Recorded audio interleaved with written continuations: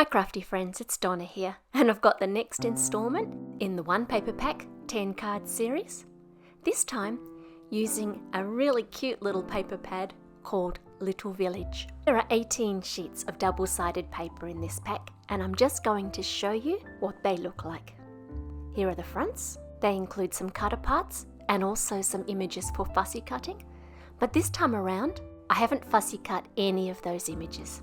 Not everybody is a fan of cutting out small things, and so I thought I'd make a card set with very minimal scissor work. Once again, I'm using Sandy Allnock's card sketches, this time sketches 21 through to 30. This first sketch calls for 6 rectangles for the back. Each of those is 1 3/4 by 1.5 inches. I'm going to use a blue-purple cardstock as well as one of the purple papers from the pack. And you can choose yourself whether you use the measurements on the sketch for the larger background or the smaller patterned paper. I alternate between both of them, it doesn't really matter. For the larger panel at the front of the card, I've chosen one of my favourite papers from the pack, which are these cute little houses. But you can see me fiddling and fussing a little bit. I'm trying to get as many full houses and as few half houses as possible. I'm going to be reaching for the Rainbow Poppies sentiments quite a lot for this set. These sentiments are new to me and I just can't get enough of them. The 3 happy birthdays on each strip all align at the bottom. The 2 on the outside, however, have a smaller font, and so once you've cut the bottom and cut them into individual happy birthdays, you can then trim a little bit extra off the happy birthday so that there's a nice even amount of paper all the way around the sentiment. I've lined everything up on my card, and then I'm just removing one little panel at a time so that everything stays lined up. You can see already that I use a real range of adhesives, and when it comes to which one to choose, generally speaking, the answer is whichever one is closest to my right hand. These papers are nice and thick, and so you can use any type of adhesive. For thinner papers, I would always use a double-sided tape. Generally speaking, I don't tend to use the smaller roll-on tapes, but because I've been moving backwards and forwards between Japan and Australia, I had to make a lot of cards all at once. I found that I was doing so much picking of background tape off my double-sided adhesive that I was getting sore fingers, and so as a stopgap measure, just so that I could get a bulk of cards done very quickly, I bought those tapes and some refills. This sentiment has a little bit of extra paper on one side at the back, and I'll talk a bit more about that in the coming cards. Our second sketch, sketch 22, also has lots of scope for a beautiful paper at the front. This time I've chosen a panel that has lots of doors. I've cut each of my panels to the sizes on the sketch, and they're all sitting there ready to go. For the sentiment, I've chosen something called Chunky Happy Birthday. It has a background die and also the words. I've cut the background from vellum and the words from some white cardstock, which has double-sided tape on the back.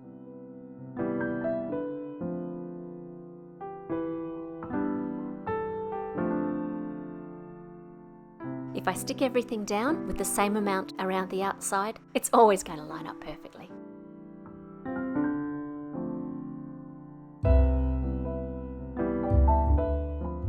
On a little side note, when I was editing the footage for this video, I wiped my forehead to find the backing paper from that little dot from the eye. I'm not sure where it had been in the meantime or how it ended up on my head, but it's been following me. A quick check to make sure I've got the card the right way up. Ask me how I know that's necessary. And then we'll get on with constructing the card. The first 2 stripes go down simply, but then you'll notice as I put on my feature panel that the height is not the same on either side of it. On the left, there are 2 sheets of paper worth of height, and there's nothing yet on the right. And so all through this video, whenever this happens, we're going to be building up the side that needs extra paper by counting the number of layers on the high side and matching that with extra paper on the back. Vellum is your frenemy. It's so good because you can see through it and it doesn't disrupt the beautiful windows from behind, but it wrinkles when it gets wet and it shows glue through to the front. So I'm gluing this down with the tiniest dots of glue that I can manage, sitting behind where the letters are on the front.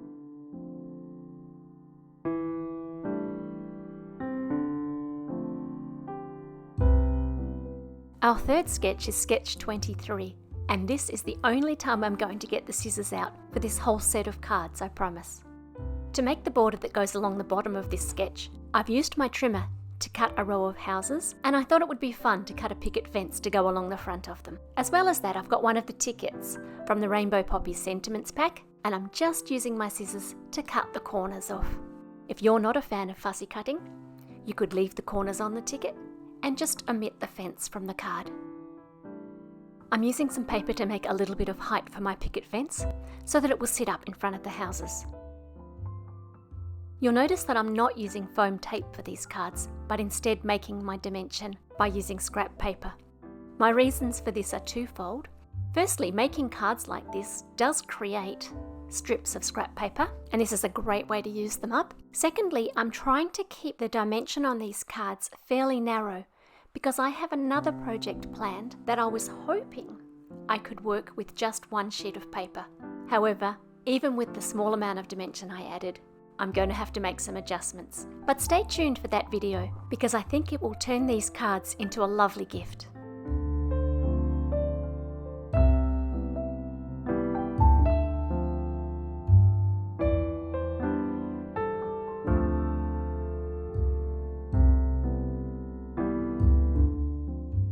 I know this paper pack is called Little Village, but for me, the star of the show is this beautiful lavender paper, and I'm going to feature that for this card. When cutting the background elements for the different panels, there are two ways you can do it. One is using the maths, adding 1/8 of an inch to the background piece so that you have 1/16 of an inch all the way around. And I often do that. But the other thing you can do is eyeball it. Just take your front panel, stick it near the corner of your background paper, and then use your trimmer to cut 2 more sides. If you use a wet glue to do this, you even have a little bit of wriggle room after you've cut. This time we need to build up that front panel in an L shape.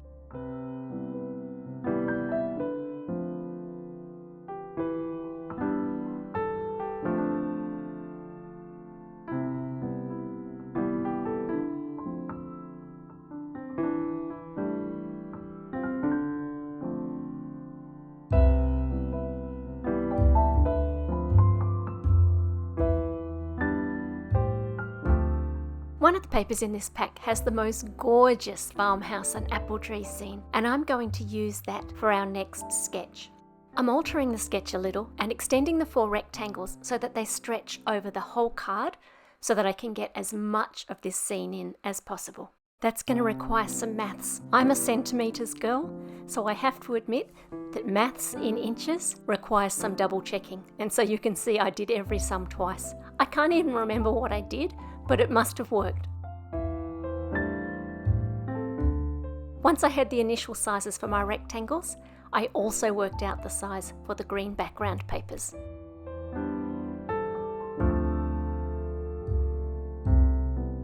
I've chosen a light grey top folding card base, and once I've added my 4 panel pieces to that, I don't want to really disrupt the scene with a great big sentiment, so I've chosen a small just because to pop up in the sky.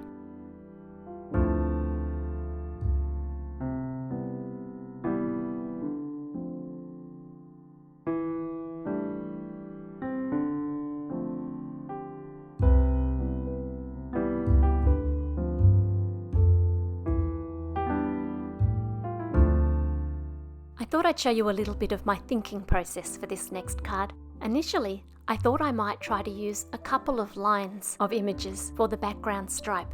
I even got my scissors out, but it was just too busy, and so we lost the bottles and I've kept just the pot plants. You could easily make 2 of this card and use the bottles for the other one. Did you notice right at the beginning of the video when I was showing the papers that there were some beautiful little rectangle cutter parts?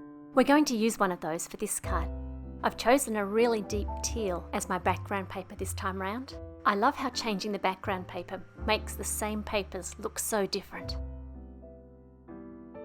And now for some teeny tiny pieces of paper to level up the edges of this border strip. The cut apart panel I chose for this card says congratulations on your new home, and this paper pack would make a beautiful set of 10 welcome to your new home cards, but they'd take a lifetime to give away, and so because I want to give this set as a gift, I'm including lots of happy birthday cards and other cards instead. As I work through the cards in this video, I'm giving you less and less information. If you're new to card making or this type of card making, the information about what I'm doing now is towards the beginning of the video. I'm just adding the new information for each card that we add. These card sketches often look great because they have equal margin around the different elements. And so if you look around the right-hand side of the small rectangle, you can see this in action. And so rather than showing measurements of where to place your pieces, it's another way to eyeball. Have a look at how big the spaces are compared to each other, and then do whatever you like. The most painful thing about double-sided papers is having to hide such beauty because you want the other side. Whenever I have an element on these cards that butts up right against the edge of something else, I usually only put my background paper on the sides, but you do you, okay?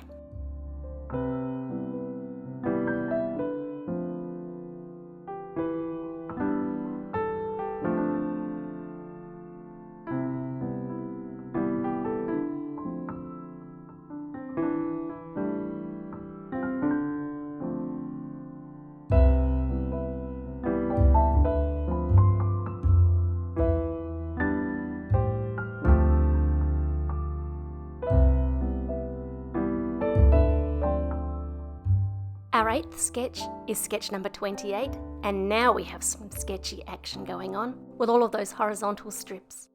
I don't have quite enough of the paper that I want to use for my background, and so I'm going to show you how to fudge it.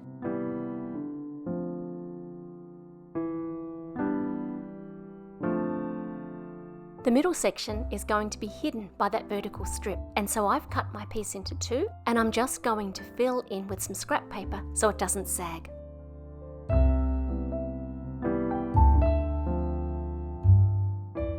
Somewhere around here, my ability to measure strips deserted me, and so I've made the strips much too long, stuck them on, and then cut off the excess with scissors. I know I promised you we wouldn't use scissors again, but I hope you'll forgive me for this one.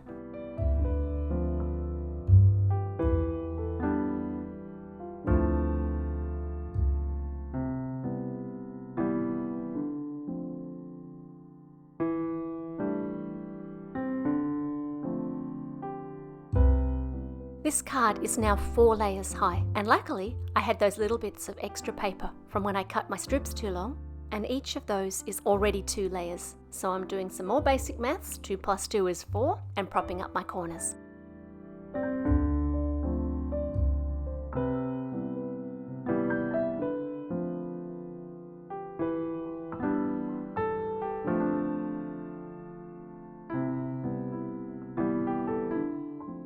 Our 9th sketch is a really simple one, so I think it's time to add a nice die-cut sentiment.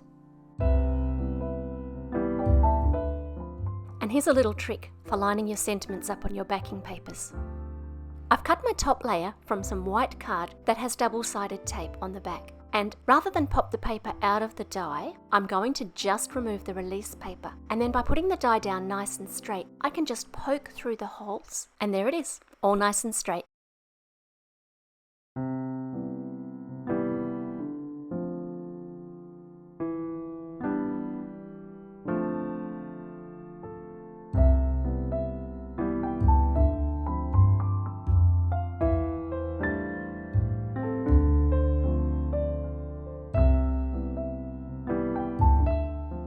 Unusually, this sketch doesn't have measurements for one of the elements, but using that famous eyeball technique again, I can see that it's probably about an inch smaller than that 3¼ inch high white panel, and so I've gone with roughly 2 or 2¼ inches.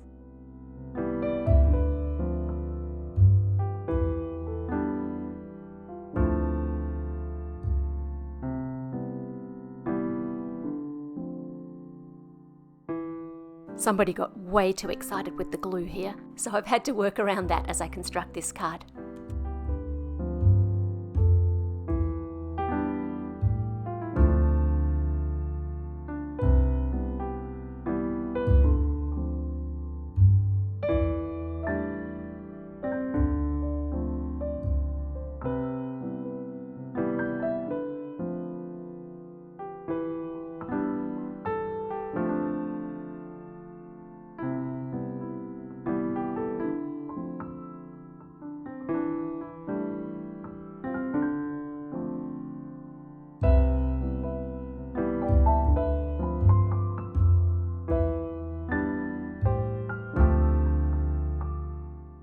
A little bit of quick card surgery here to prop up that corner that was sagging.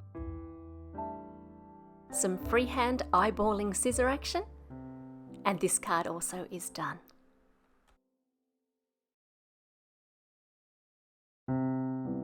I'm going to leave you with some family photos of this set of cards.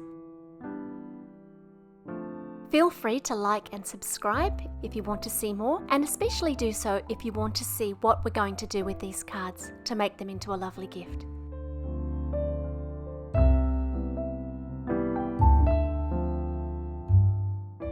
That's all for now. I'll see you again soon.